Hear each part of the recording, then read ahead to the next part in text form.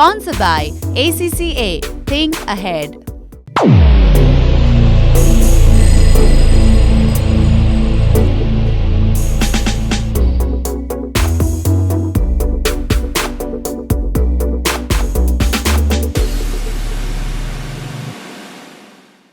नमस्कार दर्शक वृन्द, जनता टेलिभिजनको शिक्षा सम्बन्धी कार्यक्रम शिक्षाका कुरामा म नारायण आचार्य यहाँहरूलाई हार्दिक स्वागत गर्न चाहन्छु।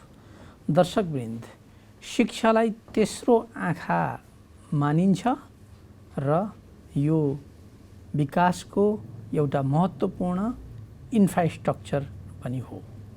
तर नेपालमा शिक्षालाई कसरी लिएको छ, शिक्षा विकास अपरिहार्य छ भनेर सर्वत्र भनिएको हुन्छ। सरकारले पनि यसलाई शाब्दिक रूपले यो विषयवस्तुलाई उठान गरेकै छ, तर व्यवहारमा करणी र कथनी कस्तो छ त र हाल नेपालमा शिक्षा कतातिर मुखरित भइराखेको छ, खास गरी उच्च शिक्षा, यो विषयमा हामीले आजको कार्यक्रममा विशेष चर्चा गर्नेछौँ। र आज हामीले जनता टेलिभिजनको स्टुडियोमा हिसानका केन्द्रीय सचिव डाक्टर ऋषि तिवारीलाई आमन्त्रण गरेका छौँ। उहाँ पिनाकल कलेजका पनि प्रिन्सिपल हुनुहुन्छ। म उहाँलाई हार्दिक स्वागत गर्न चाहन्छु कार्यक्रममा। स्वागत छ डाक्टर साहब, आराम हुनुहुन्छ? ठिक छ। अब मैले पृष्ठभूमिमा केही विषयवस्तुको उठान गरेँ। अब यहाँ हिसानको केन्द्रीय समितिको सचिव पनि भएका नाताले यहाँहरूले हायर एजुकेसनलाई कस्तो खालको दिशानिर्देश दिने भन्ने कुरामा नेतृत्वदायी भूमिका खेल्नु भएको छ। अब नेपालको चाहिँ नि यो शिक्षाको अहिलेको अवस्थालाई कसरी मूल्याङ्कन गर्नुभएको छ? नारायण सर, हजुर पनि शिक्षाविद नै हो, मैले चिनेको। करिब 30 वर्षभन्दा बढी चाहिँ हामी शिक्षा क्षेत्रमा चाहिँ बिताइयो। मैले पनि बुझ्न सकेको छैन कि यो शिक्षा प्रणाली कसरी परिवर्तन हुँदैछ, कता जाँदैछ, के गरिँदैछ भन्ने कुरो मैले अहिलेसम्म पनि बुझ्न सकेको छैन। साँच्चै भन्नु भनेदेखि नेपालको शिक्षाको भनेको भने जस्तो हिसाबबाट शिक्षा अगाडि बढेको छैन। अब तपाईँलाई अहिले मैले 2-4 उदाहरण दिन सक्छु। शिक्षा क्षेत्रमा आमूल परिवर्तनको लागि विभिन्न शिक्षा क्षेत्रमा चाहिँ काम गर्ने व्यक्तिहरूको चाहिँ आयोग बनाएको हुन्छ हैन, अनि त्यसपछि विज्ञहरूको चाहिँ समिति बनाएको हुन्छ। तर त्यसको चाहिँ रिपोर्ट पनि बन्छ, प्रतिवेदन तयार हुन्छ, प्रतिवेदन पेश पनि हुन्छ। तर कस्तो प्रतिवेदन पेश हुन्छ, त्यो पेश भएको प्रतिवेदन चाहिँ इम्प्लिमेन्ट हुँदाखेरि त्यसले काम गर्न नसकेको हो कि अथवा त्यो प्रतिवेदन नै ठिक नभएको हो कि जस्तो लाग्छ हामीलाई चाहिँ है अहिलेसम्म। किनभने हामी पनि त्यसको स्टेक होल्डर भएको नाताले यो कुरामा चासो राख्नुपर्छ। र यही मैले अघि नै भने तपाईँलाई कि 30 वर्षसम्म यो प्राइभेट एजुकेसन र अब म त प्राइभेट एजुकेसनको चाहिँ वकालत गर्ने व्यक्ति पनि हो। अब यसो भन्दाखेरि अन्यथा होला, प्राइभेट एजुकेसनलाई जनताले हेर्ने अथवा आम व्यक्तिले हेर्ने दृष्टिकोण राम्रो हुँदाहुँदै पनि, समुदायले हेर्ने दृष्टिकोण राम्रो हुँदाहुँदै पनि, विद्यार्थी अभिभावकले हेर्ने दृष्टिकोण राम्रो हुँदाहुँदै पनि अब केही पक्षहरू छन् जसले चाहिँ प्राइभेट एजुकेसनको विरोध गरिरहेको हुन्छ। र यो शिक्षा भनेको मलाई जहाँसम्म लाग्छ यो व्यवसाय हो। चाहे त्यो प्राइभेट होस्, चाहे त्यो सामुदायिक होस्, चाहे त्यो चाहिँ सरकारी होस्। किन भन्दैछु भनेदेखि अहिले कुनै पनि शिक्षा निःशुल्क छ तपाईँले भन्न सक्नुहुन्छ? हायर एजुकेसनमा कुनै पनि छैन। सरकारी लगानी झन् धेरै छ। जस्तै मैले इक्जाम्पल दिउँ, हामीले ब्याचलर BBA BBM भर्ना लिँदाखेरि हामीले लिएको फीभन्दा बढी चाहिँ सरकारी कलेजहरूले लिन्छन्। अब सरकारी कलेजहरूले त्यसरी चाहिँ फी लिएर पढाउँछ भने के त्यो व्यवसाय होइन? अनि हामीलाई चाहिँ आक्षेप लाउन मिल्छ? मिल्दैन नि त्यो त। त्रिभुवन विश्वविद्यालयका आङ्गिक क्याम्पसहरूमा हामीले लिएको भन्दा बढ्ता चाहिँ त्यहाँ फी छ। त्यो त एउटा कुरो भयो। राज्यले के भनेको छ, सम्माननीय प्रधानमन्त्रीज्यूले के भनिरहनु भएको छ भने 70% व्यक्तिलाई चाहिँ प्राविधिक शिक्षा दिनुपर्छ। त्यो अत्यन्त राम्रो कुरा हो। किनभनेदेखि शिक्षा भनेको जहिले पनि विकाससँग जोडेको हुनुपर्छ। शिक्षा भनेको प्रोडक्टिभ हुनुपर्छ, उत्पादनमुखी हुनुपर्छ। नेपाल जस्तो देशमा यदि उत्पादनमुखी शिक्षा भएन भनेदेखि त्यो विकासको कल्पना गर्नु त बेकार छ। तर प्राइभेट एजुकेसनको चाहिँ वकालत गर्ने, प्रबन्धन गर्ने अनि सम्बोधन गर्ने, अनुगमन गर्ने निकाय CTBT को तपाईँले तरिका देखिहाल्नु भएको छ।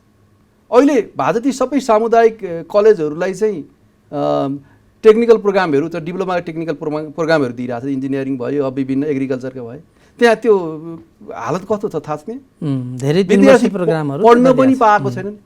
यतातिर भनिरहेछौँ शिक्षा निःशुल्क हुनुपर्छ, 2 लाखदेखि 3 लाख तिरेर इन्जिनियरिङ पढ्न पनि पाएनन्, त्यहाँ पढ्ने वातावरण राम्रो छैन। त्यही 3 लाख तिरेर चाहिँ प्राइभेट के अरे संस्थाहरूले चाहिँ एफिलिएसन नपाएको अवस्था छ। हेर्नु मैले अहिले अघि भने मैले डाक्टर साहबलाई के भन्न चाहेँ भने यस्तो खालको जुन अव्यवस्था छ, कुरा एकातिर छ, नीति निर्माणको कुराहरू अर्कोतिर छ, अनि यसलाई खबरदारी गर्ने निकाय हो नि त हिसान। यहाँहरूले कुरा उठाउनु भएको छैन। एकदम हामीले त खबरदारी गरिरहेको छौँ, गर्दै पनि छौँ र तर यसमा चाहिँ के हुँदो रहेछ भने त्यो खास शिक्षा मन्त्रालय यसको चाहिँ योजनाकार अथवा फेसिलिटेटर हो। शिक्षा मन्त्रालयले विगत अवस्थादेखि नै हेर्ने हो भनेदेखि त्यो शिक्षा पद्धति निर्माण गर्नको लागि लगभग 20 वर्षभन्दा अगाडि एउटै व्यक्तिलाई चाहिँ त्यसमा ल्याइरहेछ, अरू व्यक्ति नै छैन जस्तो छ। आज ती प्रोफेसर डाक्टर, मैले अन्यथा नमान्नु होला, उहाँलाई म रेस्पेक्ट गर्छु, उहाँ चाहिँ त्यो शिक्षा प्रणाली निर्माण गर्नको लागि अथवा शिक्षामा चाहिँ चेन्जेस ल्याउनको लागि उहाँहरूले चाहिँ विभिन्न किसिमका चाहिँ के अरे इन्ट्रेक्सन गर्नुहुन्छ, ड्राफ्ट बनाउनुहुन्छ, योजना लिएर आउनुहुन्छ। त्यही योजना अन्तर्गत नै अहिले शिक्षा प्रणाली भइरहेको हो नि त। अब फेलियर छ भने कहाँ छ, त्यहाँ छ। यहाँले धेरै चाहिँ नि पहिलाको उच्च माध्यमिक विद्यालयहरू, अहिले त्यसलाई माध्यमिक विद्यालय भनेको छ। अब हिसानले पनि खास गरी निजी क्षेत्रबाट सञ्चालित यो माध्यमिक विद्यालयहरू र त्योभन्दा माथिको उच्च शिक्षा हेर्ने कलेजहरूलाई रिप्रेजेन्ट गर्छ, प्रतिनिधित्व गर्छ। अब राष्ट्रिय परीक्षा बोर्डको गठन जुन ढङ्गबाट भएको छ नि, पहिलाको जुन एचएससिबी उच्च माध्यमिक शिक्षा परिषद साबिकको, त्यसको धेरै अधिकारहरू कटौती भएको छ जस्तो लाग्छ। राम्रो क्वेसनमा चाहिँ आउनुभयो, तपाईँले चाहिँ राम्रो कुरा उठाउनु भयो। तत्कालीन एचएससिबी हायर सेकेन्डरी एजुकेसन बोर्ड भन्थ्यौँ नि, जब त्यो गठन भयो, मलाई जहाँसम्म मलाई त्यसले सुरुवात गरेको चाहिँ कार्यक्रम सुरुवात गरेको 50-51 सालबाट हो। धेरैभन्दा धेरै नेपाली विद्यार्थीहरू बाहिर जानबाट रोकियो। भनेको मतलब आम समुदाय, विद्यार्थी, अभिभावक त्यो +2 एजुकेसनतिर चाहिँ एट्र्याक्सन भयो। त्यसमा क्वालिटी थियो, हामीले त्यो अरू भन्नै पर्दैन, डेटा हेर्ने हो होइन, रिसर्च हेर्ने हो, हामीले आदर्शको कुरा गरेर हुँदैन। अनि छिमेकी देशहरूमा जाने अनि त्योभन्दा बाहिर जाने विद्यार्थीहरू टोटल्ली घट्यो। यसले गर्दा एउटा राष्ट्रिय पैसा पुँजीलाई चाहिँ पलायन हुनुबाट रोक्यो। अर्को कुरो, नेपालमा शिक्षाको चाहिँ क्षेत्रको विकास भयो होइन। जस्तै त्यो बेलामा तपाईँले हेर्ने हो भनेदेखि आइएससी पढ्ने कलेजहरू, आइए पढ्ने कलेजहरू, केही कलेजहरू थिए होइन। अब त्यहाँ साइन्स पढ्ने विद्यार्थी लिमिट मात्रै हुन्थे। +2 आइसकेपछि साइन्स म्यानेजमेन्ट पढ्ने विद्यार्थी धेरै बढ्यो। अनि बढिसकिसकेपछि त्यसमा चाहिँ तपाईँको चाहिँ जब तपाईँको 11-12को चाहिँ विद्यार्थीको चाहिँ माहौल स्वदेशमा बढ्छ नि, त्यसपछि त्यहाँ ब्याचलर पढ्ने, इन्जिनियरिङ, मेडिकल, अनि त्यसपछि गएर चाहिँ बायो भनौँ न, मेडिकल र पारामेडिकलका क्षेत्र, अनि टेक्निकलदेखि लिएर म्यानेजमेन्टका चाहिँ सम्पूर्ण ब्याचलर हायर एजुकेसनमा पनि त विद्यार्थी बढ्ने भयो नि त। त्यो त त्यो एउटा त त्यो जायजै छ नि, त्यसो मैले भन्नै पर्दैन। त्यो एट्र्याक्सन थियो, त्यो एट्र्याक्सनलाई अझ त्यसलाई चाहिँ ब्युटिफाई गर्नुपर्ने हो कि राज्यले।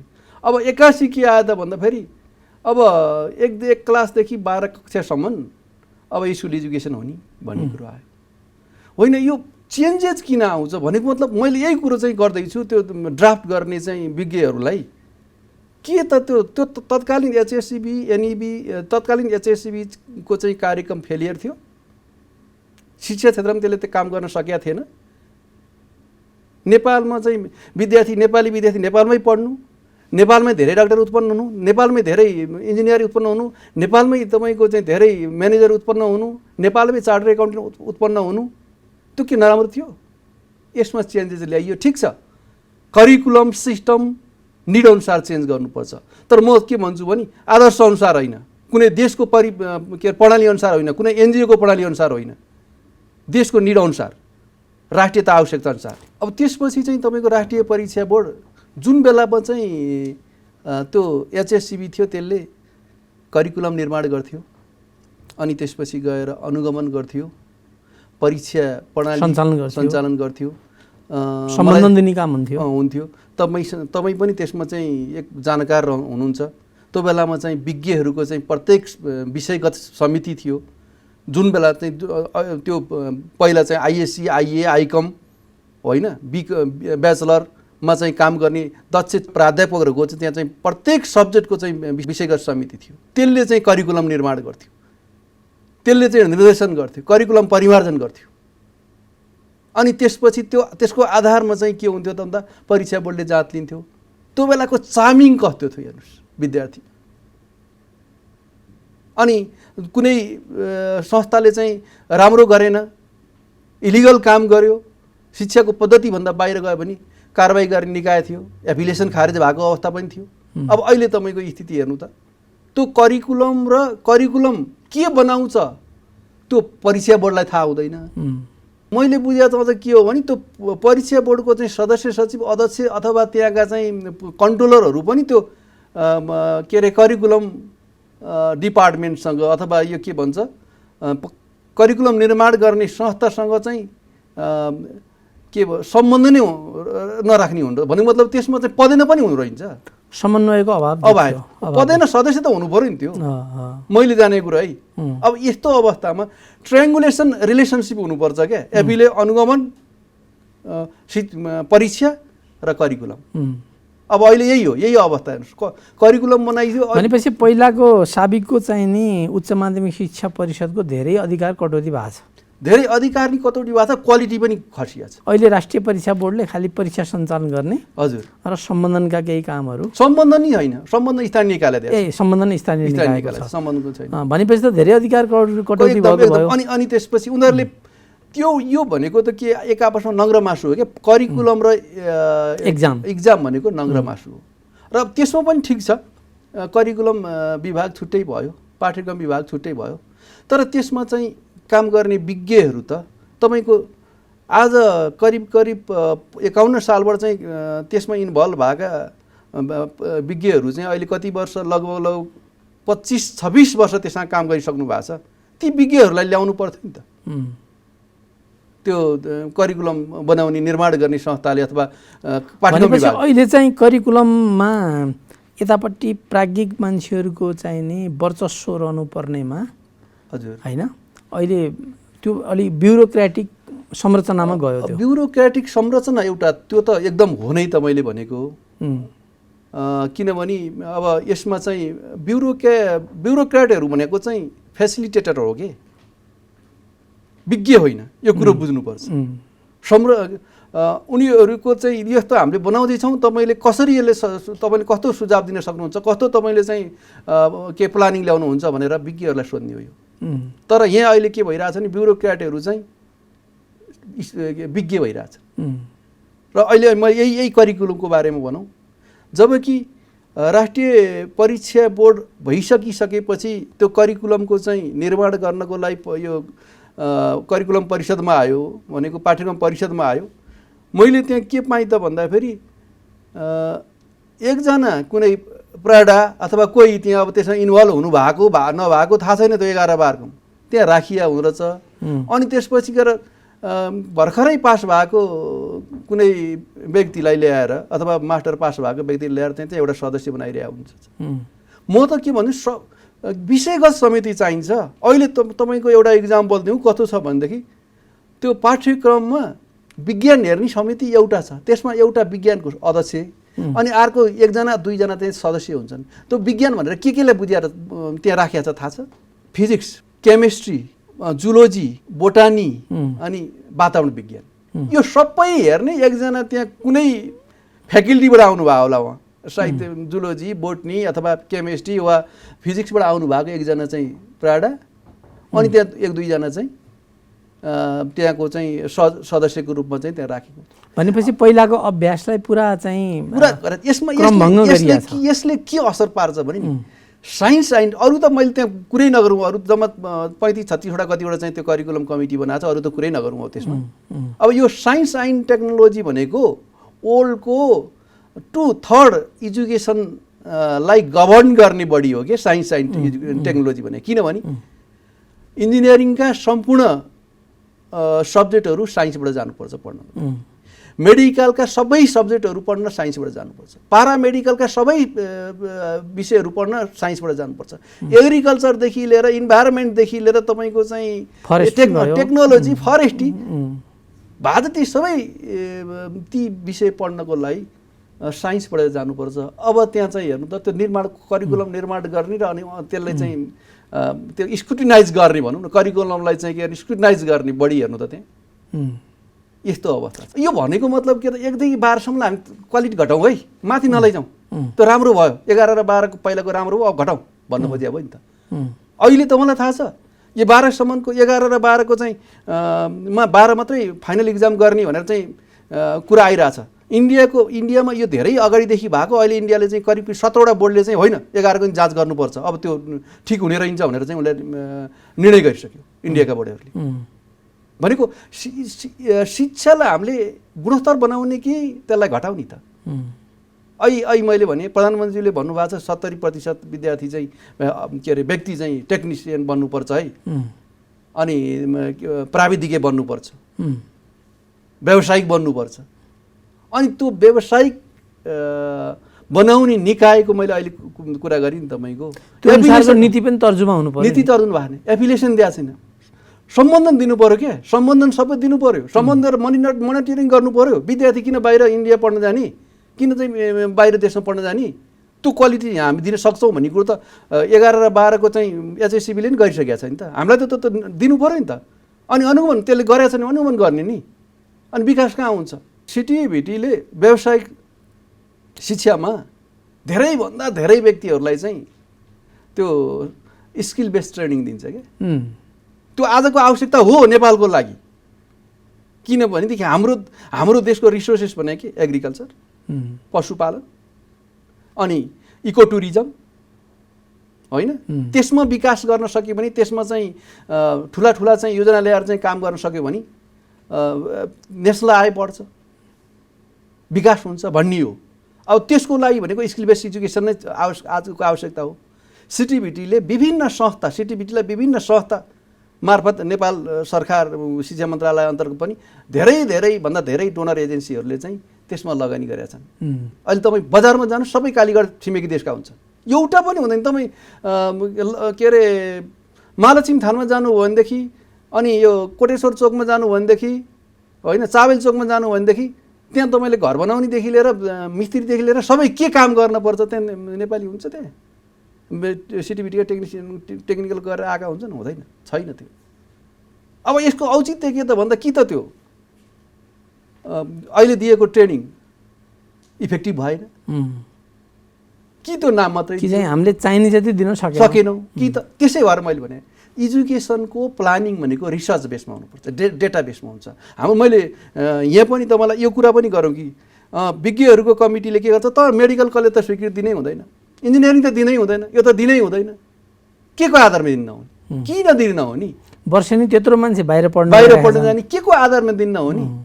त्यो शिक्षा विज्ञ, म त शिक्षा विज्ञ त्यो त एकदम त्यो त आदर्शवादी कुरा गरे मान्छु शिक्षा विज्ञहरूले। कि त त्यहाँ कुनै एउटा इगो छ कि आफ्नो प्रभुत्व जमाउन खोज्या हो? म अनुगमन र मोनिटरिङ गर्ने शिक्षा मन्त्रालय छ नि, गरेर त यदि सक्छ भने, कसरी सञ्चालन गर्न सक्छ भनेदेखि पूर्वाधार तयार पार्न सक्छ, किन नदिने?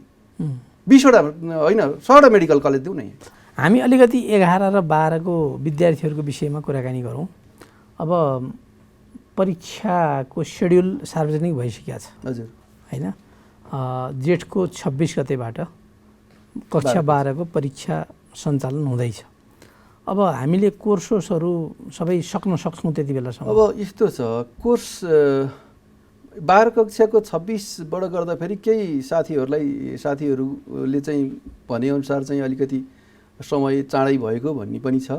हुन त हामीले चाहिँ के गरे हो भनेदेखि यो अनलाइन क्लास चाहिँ लगभग भदौबाटै चलाएको कि, पहिलेबाट अनलाइन क्लास चलाउँदाखेरि केही करिकुलम गयो, तर त्यो टेक्निकल विषयहरूमा छ नि, त्यो चाहिँ अनलाइन क्लासले मात्रै नि धान्दा रहन्छ। जस्तै तपाईँ फिजिक्स केमिस्ट्रीहरूमा चाहिँ अब त्यो म्याथमेटिकल विषयहरू भयो, अनि त्यो पढाइदिएर के अरे पावर पोइन्ट बनाएर पठाइदिएर मात्रै पनि नहुने, ती विषयहरूलाई चाहिँ अलिक गाह्रो भएको छ। अब जहाँसम्म लाग्छ यो 10-15 दिन सार्दैको भएदेखि अझ राम्रो हुन्थ्यो फेरि होला। त्यो गर्दा उता बर्खा उतापट्टि अब लागेर यो अहिलेको पहाडी सेसन- क्षेत्रमा हिमाली क्षेत्रमा गाह्रो हुन्छ गाह्रो हुन्छ। त्यो मात्रै पनि होइन, सेसनलाई फेरि सेसन खप्टिने सम्भावना पनि हुनसक्ला। के गर्ला, त्यसले गर्दा चाहिँ अब यो सक्नुपर्छ अलिकति। अहिले चाहिँ तपाईँको बिदा कम कटाएर शनिबार नै क्लास लिएर सक्नुपर्ने हुन्छ।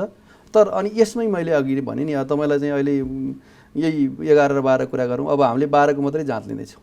हेर्नुहोस्, अब 11 को यदि जाँच नलिने हो भने अब अझ त्यो एजुकेसनको जुन स्तर कस्तो हुने। अब एकतिर त 1 देखि 12 सम्म 9 र 10 जस्तै भनेर भनिसकिहाल्यो नि। अनि त्यो 12 कक्षा पढिसकेपछि फेरि मेडिकल MBBSमा इन्ट्रान्स दिन पर्ने रे, MBBS पढ्न जानु डाइरेक्ट पाउने रे, इन्जिनियरिङ पढ्नको लागि डाइरेक्ट त्यसबाट चाहिँ ल्याडर हुने रे, त्यहीबाट जानै पर्ने। अब 11 को जाँच नदिकन 12 को मात्रै जाँच दिएर जान्छ। ती विद्यार्थी ती कस्तो किसिमको चाहिँ त्यो के भन्छ स्टुडेन्टहरू तयार होला नि त, त्यहाँ विद्यार्थीहरू तयार होला नि त हायर एजुकेसनको लागि। भनेको डाक्टर साहबको विचार त्यो पनि केन्द्रीय परीक्षा हुनु पर्यो, हुनुपर्छ। 11 पनि हुनुपर्छ, बोर्डले नै एक्जाम लिनु पर्छ। हायर एजुकेसनमा चाहिँ इन्ट्रान्समा क्वेसन आउने त, चाहे त्यो मेडिकल इन्ट्रान्स भन्नुहोस्, पारामेडिकल इन्ट्रान्स भन्नुहोस्, BSc भन्नुहोस् अथवा इन्जिनियर के अरे म्यानेजमेन्ट भन्नुहोस्, सबैमा उनीहरूले चाहिँ फेस गर्नुपर्ने त 11 र 12 कोर्सकै क्वेसन हो। त्यसले गर्दा 11 कक्षाको पनि समस्या छ नि। 11 कक्षामा जस्तो यहाँसँगै मैले अगाडि अन्तर्वार्ता लेख्दाखेरिमा हामी चाहिँ यो वर्ष नयाँ करिकुलम लागू नगरौँ भन्ने खालको भर्सन हिसानको आएको थियो एकदम होइन। तर अब सरकारले त लागू गर्यो, नयाँ पाठ्यक्रम लागू भयो। अनि अहिले पठन पाठनमा कस्ता खालका समस्या देखा अब यसमा यस्तो रहेछ, खासै 11 कक्षाको साइन्समा चेन्जेस त्यस्तो केही छैन। एउटा त्यो नेपाली विषय 12 मा गएर पढ्थे, 11 र 12 मा दुइटैमा थोरै थोरै क्रेडिट आवरको छ, पढाउनु पर्ने हो। र अनि एउटा सोसल विषय भनेर राखिएको छ।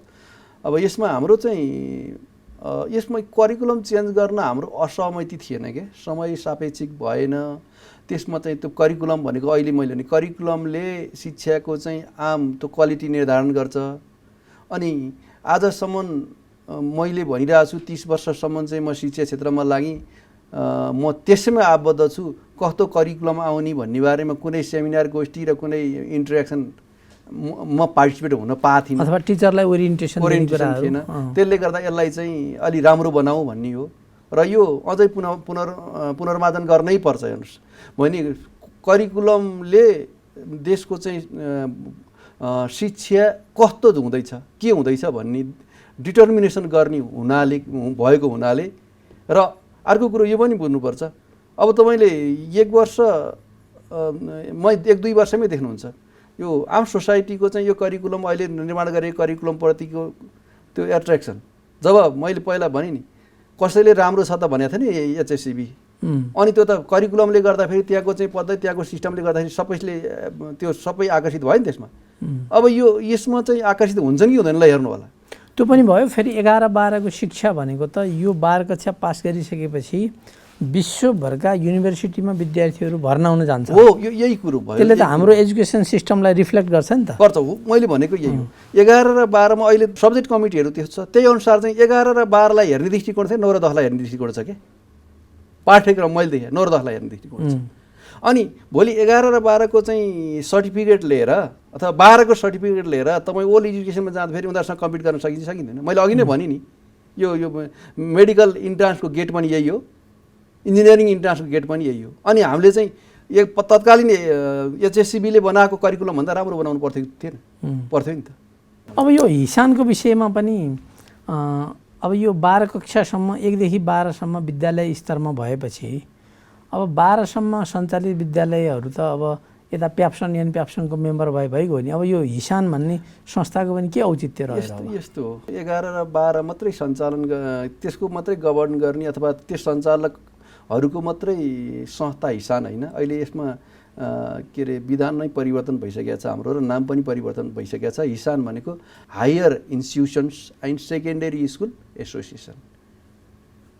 त्यसर्थ हायर इन्स्टिट्युसन भनेर कसलाई बुझाएको त भन्दाखेरि +2 भन्दा माथिका, जस्तै त्यहाँ मेडिकलका पनि आउन सक्छ, मेडिकल इन्स्टिट्युसनका नि हायर मेडिकल इन्स्टिट्युसनका आउने भए, कलेजको नि आउने भए, टेक्निकलका नि आउने भए, युनिभर्सिटीका नि आउने, सबै आउन पायो। त्यहाँ चाहिँ प्राइभेट सेक्टरमा उ गर्नेहरू चाहिँ सबै झन् ब्रोडर भयो। 11 र 12 सिस्टममा स्कुल एजुकेसनमा ल्यायो भने त्यो कलेजै हो। किनभनेदेखि हामी त्यो 11 र 12 को सर्टिफिकेट लिएर चाहिँ अनि हायर एजुकेसन कलेजको चाहिँ गेटबाट इन्ट्री गर्छौँ नि त। विभिन्न चाहिँ युरोपियन देशमा हेर्ने हो भनेदेखि स्कुल एजुकेसन 12 छन्, 12 पछि चाहिँ ब्याचलर पढेर मात्रै मेडिकल र अन्त इन्जिनियरिङमा पाउँछ। त्यो त होइन नि नेपालमा त। पहिलाको आइएससी आइए आइकम भनेको नि 11 12 होइन अहिले। त्यसले गर्दा भन्नु र त्यसको चाहिँ रियालिटी व्यावहारिकतामा फरक छ। अब हामी कार्यक्रमको अन्तमा छौँ।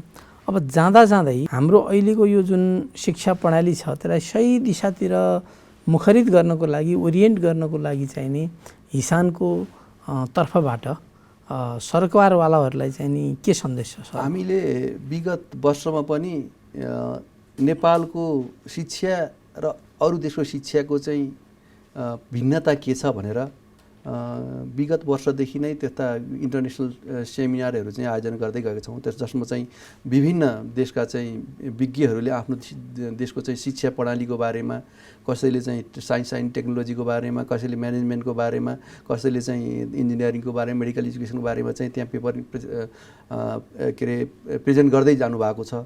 अब यो लास्ट इयर चाहिँ हाम्रो कोरोनाको कारणले गर्दा त्यो आयोजना गर्न सकिएन र ती आएका कुराहरूलाई हामीले चाहिँ ड्राफ्ट गरेर सम्बन्धित ठाउँमा भनौँ मन्त्रालयमा चाहिँ हामीले दिएका पनि छौँ।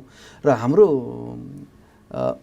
उद्देश्य भनेको के हो भनेदेखि हामी त्यही क्षेत्रमा लागेर चाहिँ यो ठाउँमा आइसक्यौँ। हामीलाई जति माया अरूलाई हुँदैन, त्यसर्थ यसको चाहिँ विकास गर्नुपर्छ। शिक्षालाई उत्पादनसँग पनि जोड्नुपर्छ, शिक्षालाई अनुसन्धानसँग पनि जोड्नुपर्छ, होइन, संस्कारसँग पनि, शिक्षालाई संस्कारसँग पनि जोड्नुपर्छ, होइन। यी कुराहरू चाहिँ बनाउनको लागि यस्ता किसिमको सबै कुराको लागि प्रमुख भने त करिकुलम हो।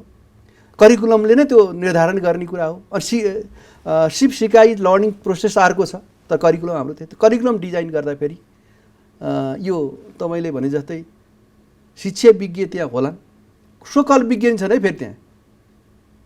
जस्तै सोकल विज्ञ भनेको म त विज्ञ हो भन्ने, अनि त्यसपछि आदर्शवादी कुरा गरिदिने, मिडियामा आइ गर्ने, जस्तो करिकुलम बनायो भने त्यसलाई चाहिँ खण्डनै गर्ने, बनाउने फेरि आफै। त्यस्तो होइन। अहिलेको अवस्थामा धेरै किसिमका चाहिँ विज्ञहरू, धेरै किसिमका चाहिँ यङ एनर्जेटिक शिक्षा क्षेत्रमा लागेको साथीहरू आइसक्नु भएको छ, होइन। कोही बाहिरबाट पढेर आउनुभयो होला, कोही यहीँ पढ्नु भएको होला, होइन।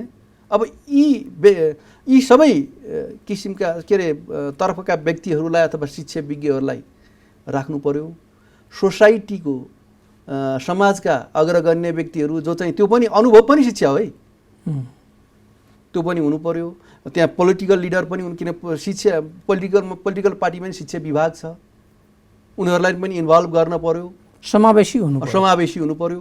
र अर्को कुरो, त्यो सबै हुँदै पनि डेटाको आधारमै रिसर्च बेसमा शिक्षा प्रणालीलाई चाहिँ निर्माण गर्नु पर्यो। रिसर्च बेसमा मैले किन भने नि, तपाईँलाई अहिले कति डाक्टर चाहिन्छ नेपालको लागि त्यो त थाहा हुनु पर्यो नि, पहिला सर्च गर्नु पर्यो नि। यहाँ मेडिकल कलेज किन दिने भन्ने कुरो छ। यहाँ एकजना डाक्टरले कति हजार व्यक्तिलाई चाहिँ उपचार गरेर बसिरहेको छ, होइन। निड बेस्ड हुनु पर्यो। कति नर्स चाहिन्छ, कति तपाईँलाई चाहिँ कार्पेन्टर चाहिन्छ, कति चाहिँ सिभिल इन्जिनियर चाहिन्छ। त्यसको आधारमा राज्यले नि लगानी गर्यो भने, अनि त्यसपछि गएर प्राइभेट सेक्टरले नि लगानी गर्यो भने, त्यस्तो अवस्थामा जुन उत्पादन भएका चाहिँ व्यक्तिहरू हुनुहुन्छ उहाँ चाहिँ बेरोजगार हुनु परेन, होइन। त्यो एउटा कुरो छ।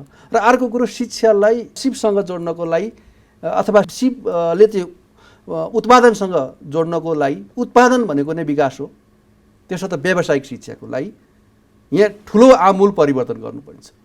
एउटा जनरल एजुकेसन, टेक्निकल एजुकेसन भन्यौँ, हामी हायरमा गयौँ, त्यो पनि निडी बेसमा रिसर्चको डाटा अनुसार तर्जुमा गर्न पर्यो। र अर्को कुरो भनेको व्यावसायिक शिक्षा। मैले व्यावसायिक शिक्षा चाहिँ किन भन्ने नि, तपाईँले हेर्नु हो भनेदेखि कुनै पनि देश त्यस्तो देश छैन कि त्यो व्यावसायिक शिक्षालाई नगलेको होस्। र त्यो धनी हुनको लागि पहिला उसले केलाई फलो गरे हुन्छ, भोकेसनल एजुकेसनलाई। चाहिँ इक्जाम्पल चाइना, नर्वे। त्यो व्यावसायिक शिक्षा भनेको त्यो कमाउने पनि, सिक्ने पनि, अनि व्यक्तिले अर्निङ पनि गर्ने, राज्यले अर्निङ पनि गर्ने, अनि सिप पनि सिक्ने हो कि। त्यो नेपालको लागि झन् अति उपयुक्त छ क्या त्यो विषय। किनभनेदेखि हामीसँग रिसोर्सेस नै त्यस्तो छ, त्यसलाई बढीभन्दा बढी युटिलाइज गरेर अनि प्रोडक्टिभिटी बढाउने, प्रोडक्टिभिटी बढ्न साथ आर्थिक विकास हुन्छ, आर्थिक विकास भइसकेपछि विकास भनेको नै त्यही त हो नि। धेरै धेरै धन्यवाद छ डाक्टर साहब, हाम्रो स्टुडियोसम्म आएर आफ्ना कुराहरू सबैका लागि राखिदिनु भयो, आभारी छु। तपाईँलाई पनि म यो समयमा बोलाएर मलाई चाहिँ इन्भाइट गरेर चाहिँ यो के अरे केही कुरा राख्ने, मलाई लागेको मेरो चाहिँ अनुभव सेयर गर्ने समय दिनुभयो। म तपाईँ लगायत जनता टेलिभिजनको सम्पूर्ण टिमलाई चाहिँ धन्यवाद भन्न चाहन्छु। नमस्ते दर्शकवृन्द, हामीले भर्खरै कुरा गऱ्यौँ हिसानका केन्द्रीय सचिव डाक्टर ऋषि तिवारीसँग। जनता टेलिभिजनको शिक्षा सम्बन्धी कार्यक्रम शिक्षाका कुरा हरेक शनिबार बेलुकी 7:25, त्यही दिन राति 10:25 र अर्को दिन आइतबार दिउँसो 2:20मा यहाँहरूले जनता टेलिभिजनमा प्रत्यक्ष हेर्न सक्नुहुनेछ। शिक्षाका कुराको अर्को श्रृङ्खलामा अर्को विशेष शैक्षिक व्यक्तित्वका साथ उपस्थित हुनेछौँ। आजको कार्यक्रमबाट हाम्रो समग्र टिम बिदा माग्न चाहन्छौँ। आफ्नो ख्याल राख्नुहोला। हस्त नमस्कार।